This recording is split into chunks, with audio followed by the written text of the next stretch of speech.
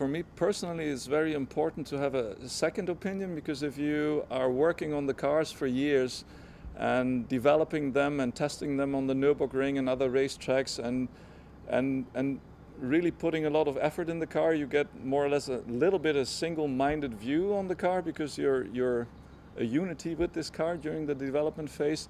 And to have a second opinion from the outside, from a professional race driver, is really important, sometimes mind-opening. And in this case, it was a good reflection on what the R&D people did on that car, and more or less also a positive feedback that what they did was exactly right to be very fast on the racetrack. Well, for the DTM drivers, it was a big step, because they come from the race cars, the very light race cars, into an SUV. And of course, their first idea was, let's have a look if we can move these vehicles very fast on the track. They were not sure when they started, but when they got into the car and drove on the track, they were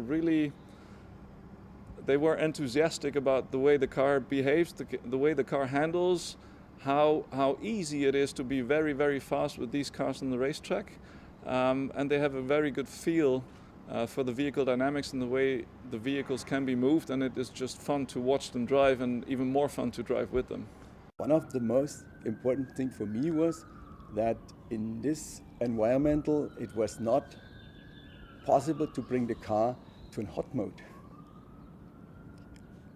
And the car itself, from the cooling system, from the brakes, it's on the same way like the engine, and the performance of the car can be used so that we have a good balance of all the components of the car: gearbox, engine, drivetrain, brakes, suspension, and so on. And this is for me as well the most important thing, that you have a balance.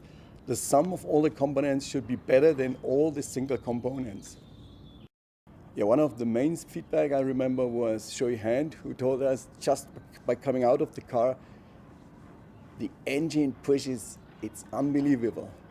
And there were some other points, like the brake is amazing, there is no fading after a lot of laps here. The gearbox shifts very, very exactly, very precise. The agility of the engine is amazing, and the agility of the whole car. Steering, brakes, the suspension, and the chassis is really, really stiff, so that you can drive the car as well in a really sporty mode here on a racetrack.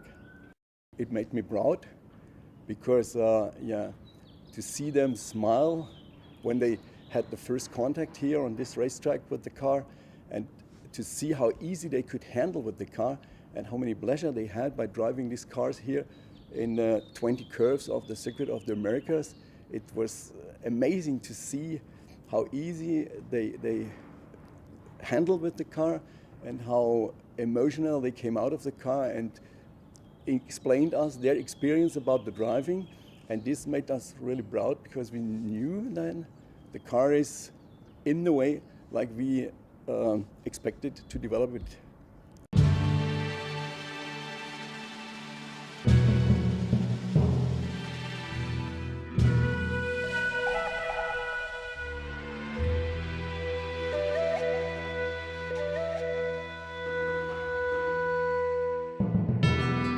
Eins, zwei, drei. He won at the rock, paper, scissors, and he got to drive the car first. But Timo and I, we caught up.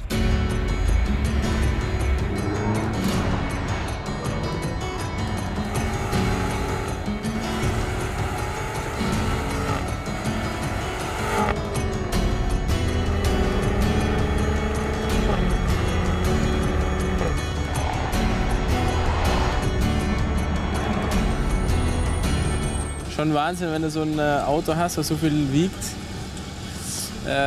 so schnell eine Rennstrecke fahren kannst. For me, it's a pretty amazing little SUV. I mean, this car is crazy how quick it is. Das Auto kann so viel, hat Leistung, hat eine super Kurvenlage. Da kann man nur mit den Grenzen aussteigen.